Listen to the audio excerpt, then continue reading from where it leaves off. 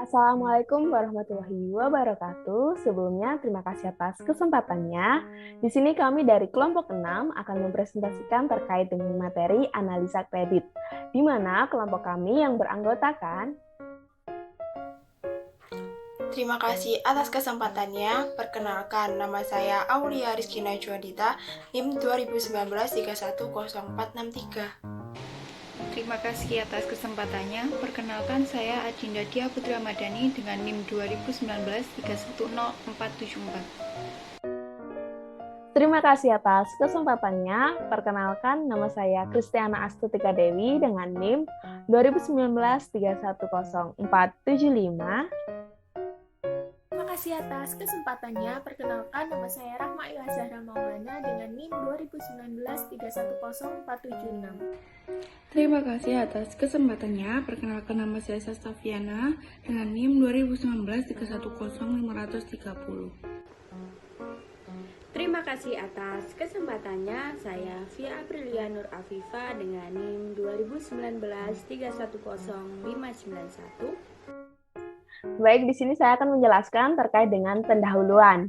Fungsi bank pemerintah adalah untuk memberikan pelayanan kepada pemerintah, dunia usaha, serta perseorangan, di mana kegiatan yang paling penting yaitu membiayai proyek-proyek pembangunan yang bertujuan untuk menggairahkan industri baru maupun industri yang sedang berkembang dalam wujud menyediakan dana atau pemberian kredit kepada pihak terkait.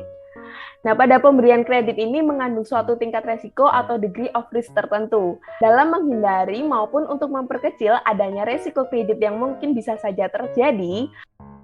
Maka pemohon kredit tersebut harus dinilai oleh pihak bank atas dasar-dasar syarat teknis yang kita kenal dengan 5C, di mana 5C ini yang pertama ada karakter, capacity, capital, collateral, dan condition. Yang pertama adalah karakter, di mana pada karakter ini berkaitan dengan bank akan mencari data yang berkaitan dengan sifat-sifat pribadi, watak, serta kejujuran dari pimpinan perusahaan dalam memenuhi kewajiban-kewajiban finansialnya. Ada beberapa cara yang dapat dilakukan oleh bank untuk mengetahui karakteristik dari nasabahnya. Yang pertama yaitu mengenal dari dekat. Yang kedua, mengumpulkan keterangan terkait dengan aktivitas calon debitur dalam perbankan. Serta yang ketiga yaitu mengumpulkan keterangan serta meminta pendapat dari rekan-rekannya, dari karyawan, serta dari pesaing mengenai reputasi, kebiasaan pribadi, pergaulan sosial, dan lainnya. Yang kedua yaitu capacity. Nah, capacity ini berkaitan dengan kemampuan pimpinan perusahaan beserta stafnya, baik kemampuan dalam manajemennya maupun kemampuan terkait dalam bidang usahanya. Sehingga beberapa hal yang harus diperhatikan oleh bank, yaitu yang pertama ada angka-angka hasil produksi, yang kedua yaitu angka-angka yang berkaitan dengan penjualan dan pembelian, yang ketiga yaitu perhitungan laba rugi perusahaan saat ini dan proyeksinya, serta yang keempat yaitu yang berkaitan dengan data-data finansial di waktu-waktu lalu, sehingga akan dapat diukur terkait dengan kemampuan perusahaan calon penerima kredit tersebut untuk melaksanakan rencana kerjanya di waktu yang akan datang, yang berkaitan dengan penggunaan kredit tersebut. Ketiga yaitu kapital, di mana kapital ini akan menunjukkan posisi finansial perusahaan secara keseluruhan yang ditunjukkan dengan adanya rasio finansial dan penekanan kepada tangible net worth. Nah, oleh karena itu, bank juga harus memperhatikan beberapa hal. Yang pertama yaitu menganalisa neraca selama sedikitnya 2 tahun terakhir, serta mengadakan analisa rasio untuk mengetahui likuiditas, solvabilitas, rentabilitas dari perusahaan calon peminjam kredit tersebut. Yang keempat yaitu kolateral. Kolateral ini menunjukkan besarnya aktiva yang diikatkan sebagai jaminan atau kredit yang diberikan oleh bank. Di mana bank harus memperhatikan beberapa hal yang terkait dengan kolateral. Yang pertama, yaitu bank harus meneliti mengenai kepemilikan jaminan tersebut. Yang kedua, yaitu mengukur stabilitas dari nilai yang digunakan sebagai jaminan. Tiga, yaitu memperhatikan kemampuan untuk dijadikan uang dalam waktu yang relatif singkat tanpa terlalu mengurangi nilainya. Serta yang keempat yaitu memperhatikan pengikatan barang yang benar-benar menjamin kepentingan bank serta sesuai dengan ketentuan hukum yang berlaku. Yang kelima yaitu condition, di mana condition ini berkaitan dengan bank juga harus melihat terkait dengan kondisi ekonomi secara umum serta kondisi pada sektor usaha peminta kredit tersebut. Dalam teknis ini, bank juga harus memperhatikan beberapa hal. Yang pertama yaitu keadaan ekonomi yang akan mempengaruhi perkembangan usaha calon peminjam. Yang kedua yaitu kondisi usaha calon peminjam dengan adanya perbandingan usaha sejenis.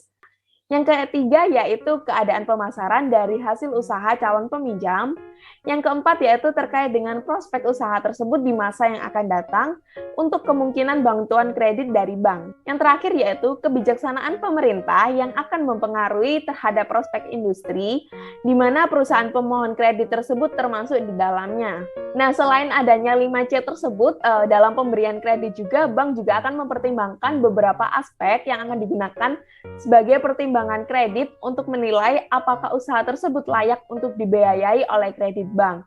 Di mana secara umum aspek-aspek kreditnya tersebut yaitu terdiri dari yang pertama ada aspek umum, di mana aspek umum ini berkaitan dengan bentuk, nama, dan alamat perusahaan, suasana manajemen, bidang usaha, keterangan terkait dengan jumlah pegawai atau buruh yang ada pada perusahaan tersebut, kebangsaan, bank langganan, serta bagian organisasi dari perusahaan tersebut. Yang kedua yaitu ada aspek ekonomi atau komersil, di mana pada aspek ekonomi atau komersil ini berkaitan dengan pemasaran dan keadaan ekonomi, persaingan, jumlah penjualan dari setiap jenis produk, cara penjualan, serta taksiran permintaan dan sebagainya.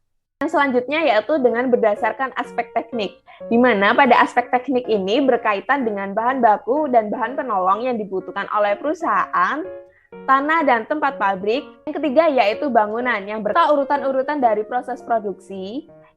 Yang selanjutnya yaitu perincian terkait dengan mesin dan peralatan yang dimiliki. Yang selanjutnya yaitu jumlah produksi serta tersedianya tenaga kerja, baik tenaga kerja keahlian, pendidikan, maupun tingkat upah pada perusahaan tersebut. Dan lain-lainnya yang berkaitan dengan tenaga penggerak, apakah perusahaan tersebut menggunakan diesel atau PLN, serta tersedianya air pada lokasi usaha tersebut, yaitu dengan menggunakan PDAM atau dengan menggunakan sumur. Yang keempat yaitu terkait dengan aspek yuridis, di mana aspek yuridis ini berkaitan dengan memenuhi ketentuan hukum yang berlaku pada negara Indonesia, termasuk dengan kaitannya dengan izin-izin yang diperlukan oleh usaha tersebut. Serta yang kelima yaitu aspek kemanfaatan dan kesempatan kerja, di mana aspek kemanfaatan dan kesempatan kerja ini berkaitan dengan manfaat ekonomi bagi penduduk, serta pengaruhnya terhadap struktur perekonomian setempat. Yang kedua yaitu terkait dengan jumlah tenaga kerja yang dapat diserap oleh proyek yang bersangkutan, serta yang ketiga yaitu termasuk dalam sektor yang diprioritaskan oleh pemerintah atau tidak. Serta yang keenam yaitu terkait dengan aspek keuangan. Dengan adanya penilaian terhadap aspek keuangan, di samping itu juga akan diketahui juga terkait dengan likuiditas, solvabilitas, rentabilitas, serta stabilitas dari usaha peminjam. Dan juga akan dapat diketahui berapa lama sih suatu investasi akan dapat dikembalikan. Kaitannya dengan penilaian aspek keuangan suatu pemohon kredit, hal-hal yang perlu diperhatikan adalah sebagai berikut. Yang pertama yaitu terkait dengan neraca dan laporan laba rugi. Yang kedua yaitu terkait dengan laporan sumber dan penggunaan modal kerja. Yang ketiga yaitu terkait dengan rencana penerimaan dan pengeluaran kas. Yang keempat terkait dengan proyeksi laporan keuangan. Yang kelima yaitu terkait dengan penilaian proyek investasi. Yang keenam terkait dengan perhitungan kebutuhan kredit. Serta yang terakhir yaitu rencana angsuran kredit. Terima kasih atas kesempatannya. Di sini saya akan menjelaskan tentang ketentuan dan risiko keuangan. Pemberian pinjaman meliputi beberapa aspek. Pada waktu nasabah mendekati bank, ada beberapa tahap yang akan dilalui oleh nasabah tersebut, meliputi evaluasi oleh bank, penyusunan perjanjian simpan pinjam seperti penentuan tingkat bunga, penentuan beberapa batasan yang bertujuan melindungi kepentingan pemberi pinjaman atau bank, dan monitoring oleh pihak bank. Jika terjadi masalah dengan kredit, misal macet, maka tahap tambahan akan dilakukan yaitu restrukturisasi utang atau kredit. Sumber informasi yang bisa diperoleh untuk membantu pengambilan keputusan pinjaman ini antara lain Yang pertama, nasabah yang menginginkan pinjaman. Informasi ini meliputi informasi laporan keuangan masa lalu, informasi proyeksi keuangan, deskripsi aset yang dijadikan jaminan, dan detail perencanaan bisnis dan pengalaman manajemen. Yang kedua, file pihak pemberi dana. Jika perusahaan sudah menjadi nasabah bank mempunyai file nasabah dan informasi masa lalu nasabah dalam kaitannya dengan bank bisa dianalisis. Bahkan, jika perusahaan masih baru atau calon nasabah, informasi mengenai perusahaan-perusahaan lain yang serupa atau satu industri bisa digunakan sebagai perbandingan. Yang ketiga, asosiasi bisnis. Asosiasi tersebut bisa digunakan untuk mengevaluasi suatu perusahaan. Yang keempat, informasi pihak eksternal. Pada beberapa negara maju, informasi eksternal tersedia dan bisa diperoleh relatif mudah. Sebagai contoh, Dun & Bradstreet, perusahaan printing Amerika Serikat, menyediakan informasi mengenai perusahaan kecil. Yang kelima, ada informasi pasar modal. Beberapa informasi dari pasar modal seperti harga saham, volume penjualan bisa dipakai sebagai informasi tambahan dalam analisis pinjaman. Laporan dari perusahaan broker bisa memberi informasi mengenai kualitas manajemen dan perkembangan masa mendatang. Yang keenam, laporan industri dan ekonomi secara umum. Laporan asosiasi perdagangan, peramalan ekonomi yang dibuat oleh ekonom, laporan dari lembaga-lembaga pemerintah, laporan dari Biro Pusat Statistik mengenai uang beredar, pendapatan nasional, dan inflasi bisa dipakai untuk menganalisis pinjaman. Beberapa studi memformulasikan penggunaan modal persamaan linier untuk memprediksi pertimbangan yang biasa dilakukan oleh staf kredit dalam analisis kredit. Pertimbangan yang biasa dihasilkan oleh analisis kredit adalah sebagai berikut. Yang pertama, lancar, risiko yang normal. Yang kedua, diperhatikan secara khusus. Ada bukti-bukti kelemahan pada kondisi keuangan nasabah atau skedul pembayaran yang tidak realistis. Yang ketiga, di bawah standar. Tren keuangan yang semakin jelek atau perkembangan manajerial, ekonomi, dan politik yang membutuhkan penanganan yang cepat. Yang keempat, meragukan. Pembayaran penuh utang dipertanyakan.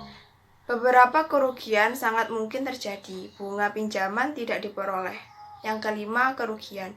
Kredit dipertimbangkan tidak kembali. Studi untuk memprediksi kelima pertimbangan di atas menghasilkan persamaan sebagai berikut. YI sama dengan min 3,90 ditambah 6,41 dikali DEI dikurangi 1,12 dikali FCCI ditambah 0,664 dikali SDI, di mana DEI ialah utang jangka panjang plus utang lancar dibagi total aset.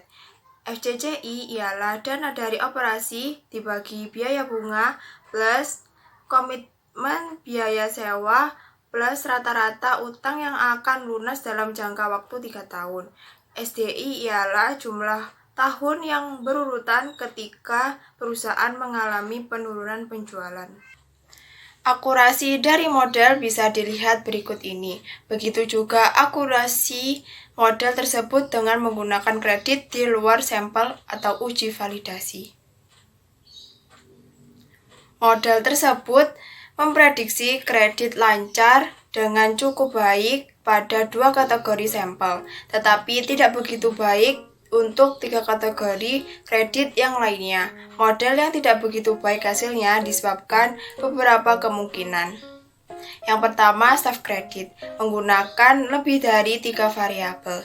2. Data dalam model di atas tidak menunjukkan hubungan yang sifatnya linier.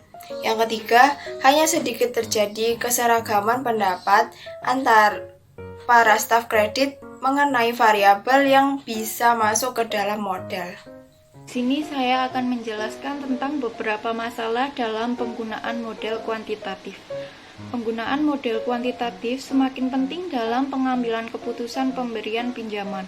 Pada kredit konsumen, rating yang dihasilkan dari model kuantitatif ini menjadi input kunci dalam pengambilan keputusan. Pada kredit komersial, rating yang dihasilkan dari model kuantitatif digunakan sebagai salah satu input dalam pengambilan keputusan.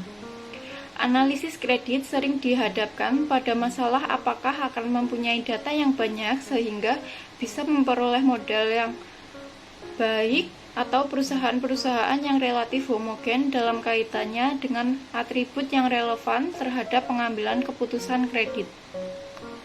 Salah satu cara yang bisa ditempuh adalah membuat model untuk setiap industri karena perusahaan-perusahaan dalam setiap industri relatif homogen. Cara semacam ini bisa mengendalikan kemungkinan perbedaan atribut antar industri. Tetapi cara ini akan menghasilkan jumlah data yang kecil. Cara lain adalah dengan menggunakan angka-angka relatif untuk menghilangkan heterogenis data. Masalah lain yang timbul adalah pemilihan variabel bebas dalam model. Selama ini sama seperti masalah prediksi kebangkrutan. Tidak ada teori yang bisa dipakai untuk mengarahkan penelitian evaluasi kredit atau menguji secara empiris teori-teori tersebut. Alasan-alasan yang lebih pragmatis, misal untuk memperbaiki pengambilan keputusan, sering digunakan dalam penelitian ini, bukan alasan yang bersifat akademis atau seperti pembuktian suatu teori. Pemilihan variabel bebas biasanya didasarkan pada beberapa hal. Yang pertama yaitu pengalaman perusahaan pada masa lalu, yang kedua adalah penelitian terdahulu, yang ketiga metode pencarian model terbaik dengan menggunakan teknik statistik, misalnya regresi ataupun diskriminan stepwise. Seringkali variabel-variabel yang akhirnya masuk dalam model merupakan bagian kecil dari variabel-variabel yang semula dimasukkan ke dalam model. Beberapa variabel yang tidak signifikan barangkali perlu diberikan penjelasan kenapa tidak signifikan, dan kemudian dicarikan implikasinya terhadap pengambilan keputusan. Sebuah penelitian mengenai kredit konsumen menemukan variabel-variabel berikut yang signifikan untuk memprediksi resiko kredit dengan menggunakan analisis univariate. Yang pertama yaitu status rumah, yang kedua tabungan di bank, yang ketiga tujuan kredit, yang keempat persyaratan kredit atau jumlah pembayaran bulanan. Kemudian digunakan analisis multivariate, yaitu diskriminan berganda dengan menggunakan 950 sampel. Pada mulanya variabel yang digunakan ada 13, seperti variabel-variabel umur peminjam, status perkawinan, pendapatan bulanan. Kemudian analisis stepwise dilakukan dan hasil yang diperoleh adalah persamaan terbaik dengan 8 variabel, yaitu yang pertama status rumah, apakah rumah tersebut sewa atau beli, yang kedua tabungan, yang ketiga tujuan kredit, keempat adalah jumlah keluarga yang ditanggung, kelima jumlah pembayaran bulanan, yang keenam umur peminjam, yang ketujuh besarnya kredit, yang kedelapan status perkawinan.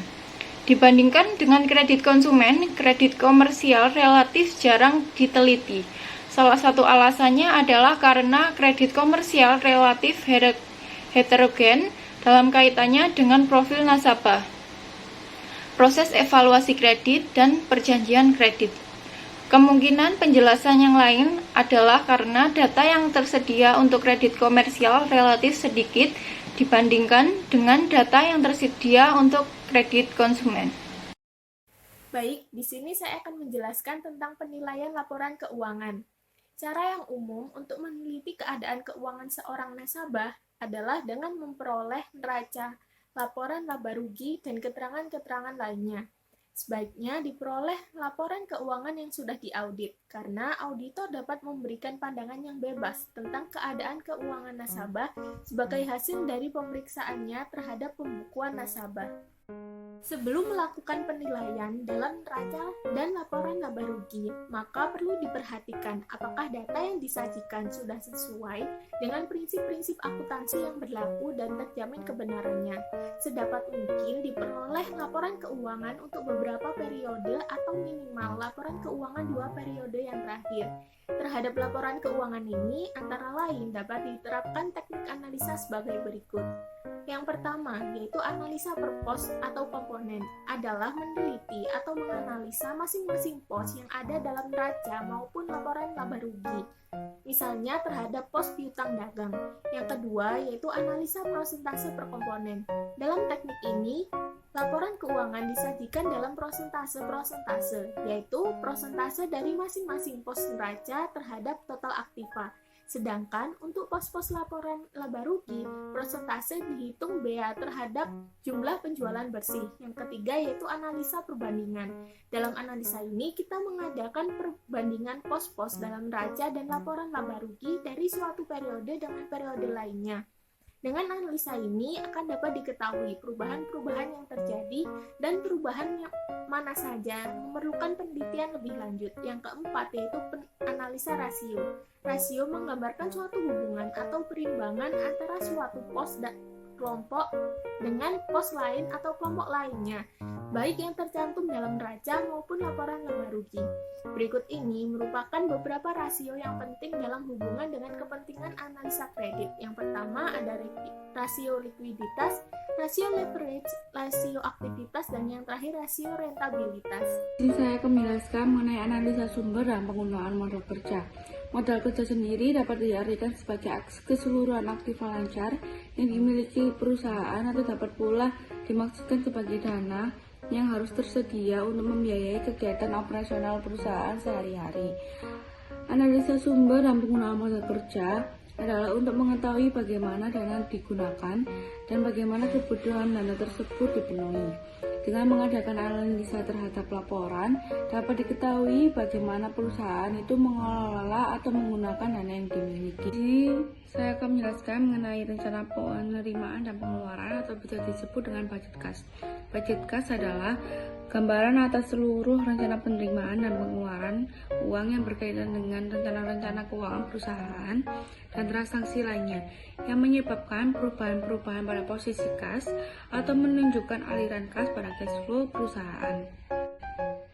Dari budget kas akan ditemukan yang pertama yaitu kapan dan berapa besarnya kredit serta jangka waktunya. Yang kedua yaitu kapan dan berapa besarnya angsuran kredit yang dapat dilakukan. Dan yang terakhir yaitu kemungkinan adanya surplus atau defisit karena rencana operasi perusahaan. Baik, selanjutnya yaitu penyusunan budget kas perusahaan sehari. Perkiraan penjualan tunai untuk tahun 1983 adalah untuk Januari sebesar 308, Februari 361, Maret 176, triwulan 2 1271, triwulan 3 1785, triwulan 4 1812. Ini yaitu estimasi penjualan kredit. Pada Januari sebesar 1000, pada Februari sebesar 1200, Maret 1500, triwulan 2 4000, triwulan 3 3600, triwulan 4 3.800 dan kerugian karena piutang tidak tertagih berdasarkan pengalaman sebesar 1% dari penjualan kredit. Selanjutnya yaitu pola pengumpulan piutang dagang yang diperkirakan pada bulanan sebesar 70%, 20%, 10% berturut-turut sejak terjadinya penjualan. Lalu untuk triwulan masing-masing 90% dan 10% berturut-turut sejak terjadinya triwulan penjualan. Yaitu berbagai pengeluaran yang membutuhkan kas. Yang pertama yaitu pembelian bahan baku. Pada bulan Januari sebesar 600, pada bulan Februari 700, pada bulan Maret 500, serta triwulan 2 1750, triwulan 3 1700, triwulan 4 1730. Untuk pembayaran upah pada bulan Januari 250, pada bulan Februari 300, pada bulan Maret 200, pada triwulan 2 800, pada triwulan 3 750, pada triwulan 4 800. Baik, selanjutnya yaitu pada biaya penjualan pada bulan Januari sebesar 200, pada bulan Februari sebesar 200, pada bulan Maret sebesar 200, pada triwulan 2 sebesar 680, pada triwulan 3 780, pada triwulan 4 sebesar 870. Biaya administrasi dan umum pada bulan Januari sebesar 350, pada bulan Februari sebesar 500, pada bulan Maret sebesar 400, pada triwulan 2 sebesar 1.200, pada triwulan 3 sebesar 1.670, pada triwulan 3 sebesar 1.580. Lalu untuk biaya pajak, pada Januari tidak ada, pada bulan Februari tidak ada, pada bulan Maret sebesar 100, pada triwulan 2 sebesar 150, pada triwulan 3 sebesar 150, pada triwulan 4 sebesar 200. Estimasi saldo kas pada akhir bulan Desember 1982 sebesar 100, dan persediaan bersih kas ditetapkan sebesar 50. Dari data informasi di atas dapat disusun cash flow dengan melalui tahap sebagai berikut. Baik, saya akan menjelaskan mengenai anggaran pengumpulan piutang. Terdapat jumlah piutang pada bulan Januari, Februari, Maret, kuartal 2, kuartal 3, kuartal 4 sebesar 15.100. Lalu terdapat kerugian piutang sebesar 151. Lalu terdapat piutang bersih sebesar 14.949. Lalu pada kuartal 1 pada bulan Januari sebesar 693, pada bulan Februari sebesar 1.029,60, lalu pada bulan Maret sebesar 1.376,10, lalu pada kuartal 2 3.979,80, lalu pada kuartal 3 sebesar 3.752,10, lalu pada kuartal 4 sebesar 3.742,20. Lalu selanjutnya untuk estimasi penerimaan kas pada bulan Januari terdapat jumlah 1.001, lalu bulan Februari 1.390,60, lalu pada bulan Maret sebesar 1.552,10, pada kuartal 2 sebesar 5.250,80, lalu pada kuartal 3 sebesar 5.537,10, lalu pada kuartal 4 5.554,20. Lalu untuk estimasi pengeluaran kas total pada bulan Januari sebesar 1.400, lalu pada bulan Februari sebesar 1.700, lalu pada bulan Maret sebesar 1.400, lalu pada kuartal 2 sebesar 4.600, lalu pada kuartal 3 sebesar 5.050, lalu pada kuartal 4 sebesar 5.200. Selanjutnya yaitu pada kas sementara. Untuk total bulan Januari sebesar 399, untuk Februari 309, lalu untuk Maret sebesar 152,10, pada kuartal 2 650,50, pada kuartal 3 487,10, pada kuartal 4 354,20. Pada bulan Januari dan Februari perusahaan mengalami defisit. Lalu pada schedule penerimaan dan pembayaran kredit dan bunga, untuk kredit kumulatif pada bulan Januari terdapat 360, pada Februari 690,60, pada bulan Maret 690, pada kuartal 2 terdapat 690, pada kuartal 3 690, dan pada kuartal 4 690. Lalu selanjutnya yaitu budget kas akhir. Untuk total kredit kumulatif pada bulan Januari sebesar 1.461, Februari sebesar 1.774, Maret sebesar 1.612, pada kuartal 2 5.449,70, pada kuartal 3 6.372,20, pada kuartal 4 sebesar 6.173,10. Baik, selanjutnya yaitu budget kas akhir pada penerimaan. Untuk kredit kumulatif pada bulan Januari sebesar 53,80, pada bulan Februari 60,60, pada bulan Maret sebesar 198,80, pada kuartal 2 sebesar 535,60, pada kuartal 3 sebesar 618,90, dan pada kuartal 4 sebesar 973,10. Baik, di sini saya akan membahas tentang proyeksi laporan keuangan. Proyeksi laporan keuangan merupakan bentuk dari perencanaan keuangan. Proyeksi akan memudahkan perusahaan melihat apa yang terjadi beberapa tahun yang akan datang. Perencanaan keuangan sendiri merupakan suatu penyusunan tindakan bagi perusahaan sebagai pedoman pelaksanaan aktivitas di masa mendatang. Pemohon kredit biasanya dalam mengajukan permohonan, di samping harus dilampiri laporan keuangan 2 tahun mutakhir, juga harus membuat proyeksi neraca dan laporan laba rugi minimal 1 tahun berikutnya. Dari proyeksi neraca dan laporan laba rugi ini dapat dianalisa dengan teknik-teknik yang sama dengan laporan keuangan sebelumnya. Tetapi di samping itu perlu pula diterapkan metode atau teknik analisa, yaitu analisa break-even. Dengan analisa break-even akan dapat diketahui penjualan minimal yang harus dicapai oleh nasabah agar tidak mengalami kerugian.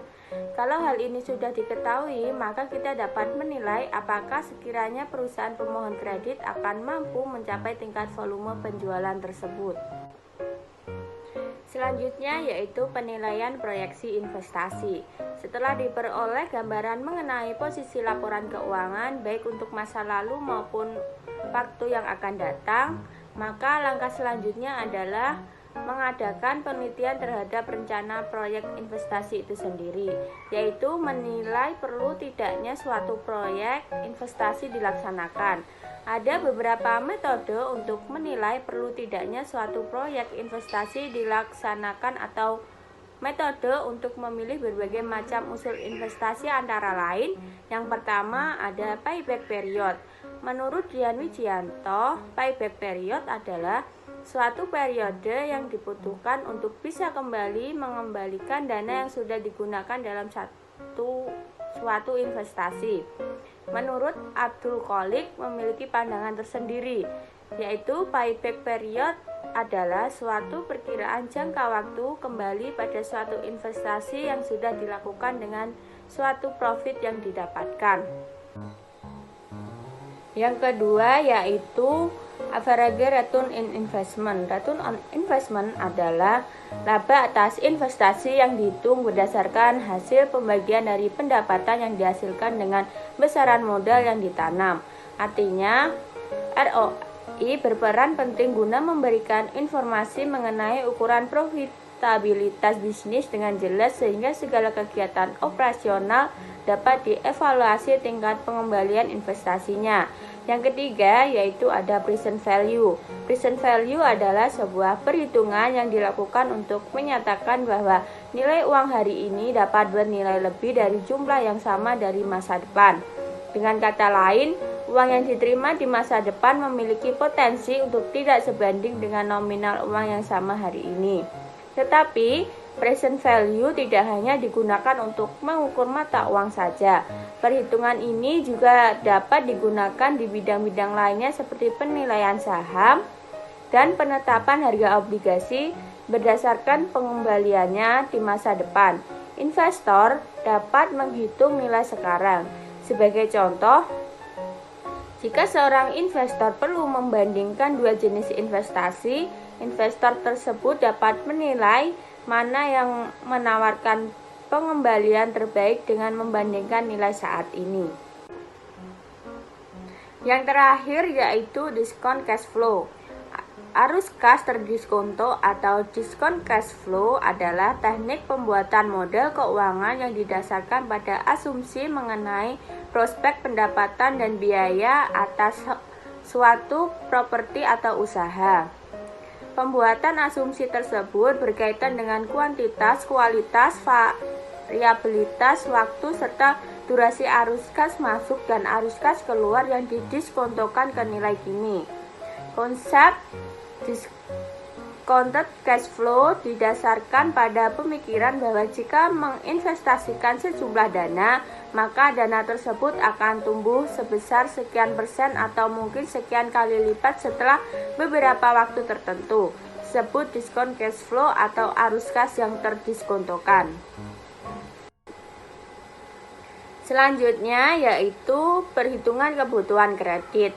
Agar pemberian kredit oleh bank dapat mencapai sasaran, dalam arti bahwa kredit itu dapat membantu pemohon kredit sesuai dengan kebutuhannya.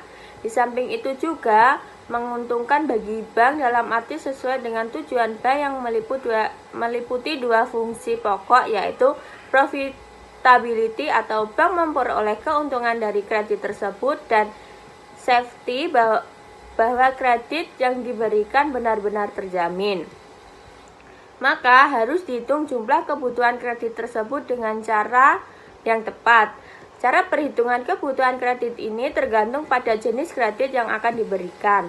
Kalau kredit itu berupa kredit jangka pendek atau kredit modal kerja, maka kebutuhan kredit itu dapat diketahui dari budget kas atau dengan menggunakan metode perputaran modal kerja gross working capital turnover dengan cara sebagai berikut. Pada tingkat penjualan sekarang dapat dicari dengan penjualan bersih dibagi perputaran modal kerja. Lalu untuk tambahan penjualan yang direncanakan dapat dicari dengan cara tambahan penjualan dibagi perputaran modal kerja.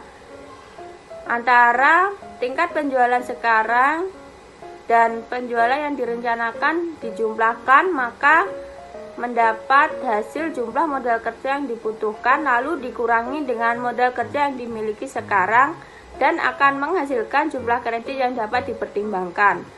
Apabila jenis kredit yang akan diberikan adalah kredit jangka panjang, misalnya kredit investasi, maka kebutuhan kredit dapat diketahui budget modal, capital budgeting, atau dari rencana penggunaan kredit yang diajukan oleh pemohon kredit. Baik, yang selanjutnya ada rencana angsuran kredit.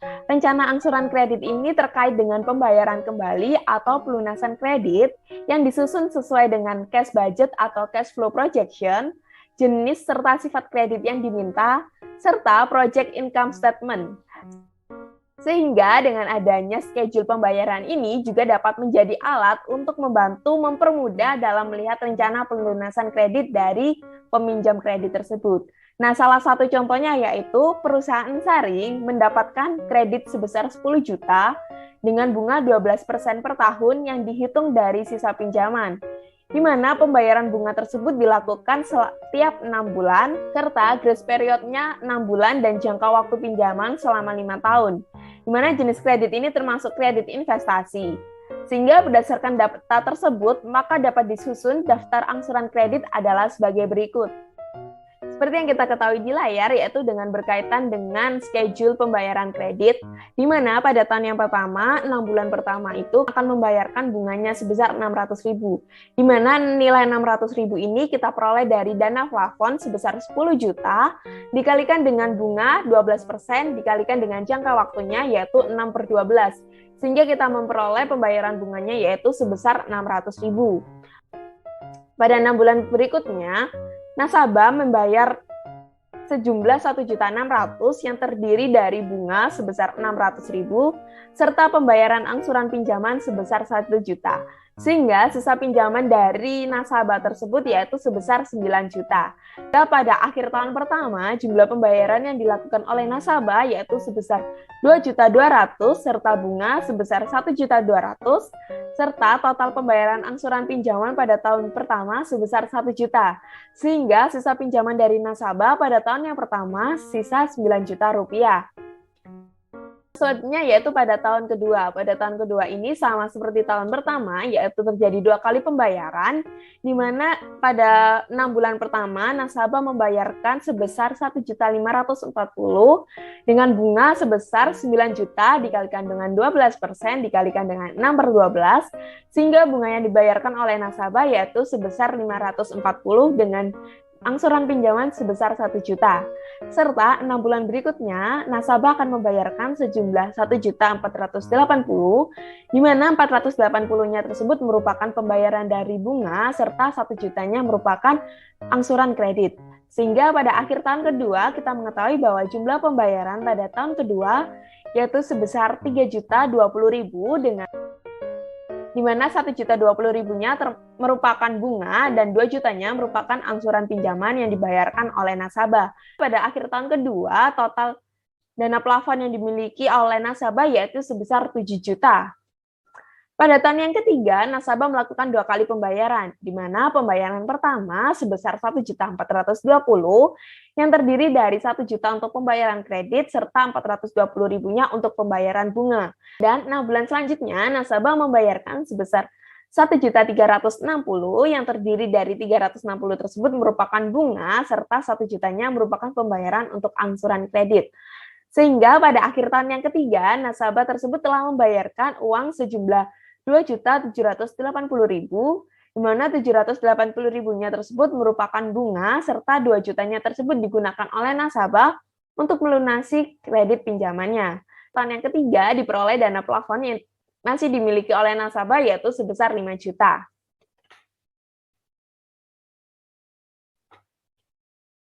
Pada tahun yang keempat, sama seperti tahun-tahun sebelumnya, pada tahun yang keempat juga dilakukan 2 kali pembayaran, di mana pembayaran yang pertama sebesar 1.300.000 yang terdiri dari 300 untuk pembayaran bunga, serta 1 juta digunakan untuk pembayaran angsuran kredit. Nah, 6 bulan berikutnya yaitu dibayarkan sebesar 1.240.000 yang terdiri dari 240 tersebut untuk pembayaran bunga serta 1 jutanya untuk pembayaran angsuran kredit. Sehingga kita mengetahui bahwa pada akhir tahun yang keempat, nasabah tersebut sudah membayarkan sejumlah 2.540.000 yang terdiri dari 540.000 untuk pembayaran bunga serta 2 juta untuk pembayaran angsuran kredit dari nasabah. Sehingga pada akhir tahun keempat ini kita mengetahui bahwa dana plafon yang masih dimiliki oleh nasabah yaitu sebesar 3 juta. Pada tahun yang kelima, sama seperti dengan tahun-tahun sebelumnya, bahwa nasabah juga membayar sebanyak 2 kali, di mana pembayaran pertamanya yaitu sebesar 1.680.000, di mana 1.500.000-nya tersebut merupakan digunakan untuk melunasi kredit pinjamannya, serta 180.000 digunakan untuk pembayaran bunga. Nah, pada pembayaran yang kedua juga berjumlah 1.590.000, di mana 90.000-nya tersebut digunakan untuk pembayaran bunga, serta 1.500.000-nya digunakan untuk pembayaran angsuran kredit. Sehingga pada akhir tahun kelima tersebut, nasabah membayarkan uang sejumlah 3.270.000, di mana 270.000-nya tersebut merupakan bunga dari pinjaman tersebut, serta 3 juta tersebut digunakan sebagai pelunas untuk melunasi angsuran kredit dari plafon 10 juta yang telah diberikan oleh bank. Sehingga dalam jangka waktu 5 tahun tersebut, nasabah tersebut membayarkan uang sejumlah 13.810.000, di mana 3.810.000-nya tersebut merupakan bunga, serta 10 juta yang merupakan dana plafon dan 10 jutanya merupakan dana plafon yang sebelumnya telah dipinjam oleh nasabah. Dari penilaian terhadap aspek finansial tersebut sudah mencakup tujuan dari penilaian terhadap pertimbangan pemberian kredit, yaitu kita mengetahui sampai di mana kemampuan perusahaan pemohon kredit dalam yang pertama melaksanakan operasinya pada masa yang akan datang, kemudian yang kedua menyediakan kebutuhan modal kerja, yang ketiga memenuhi kewajiban finansialnya, dan yang terakhir yaitu menciptakan atau memperoleh laba. Seberapa jauh atau luas analisa atau penilaian aspek keuangan ini tergantung kepada besar kecilnya resiko yang dihadapi oleh bank. Jika resiko sedemikian besar, maka pihak bank dapat mengadakan penulisan lebih luas dan teliti. Sekian presentasi dari kelompok 6, kurang lebihnya mohon maaf apabila ada salah kata ataupun perbuatan. Wassalamualaikum warahmatullahi wabarakatuh.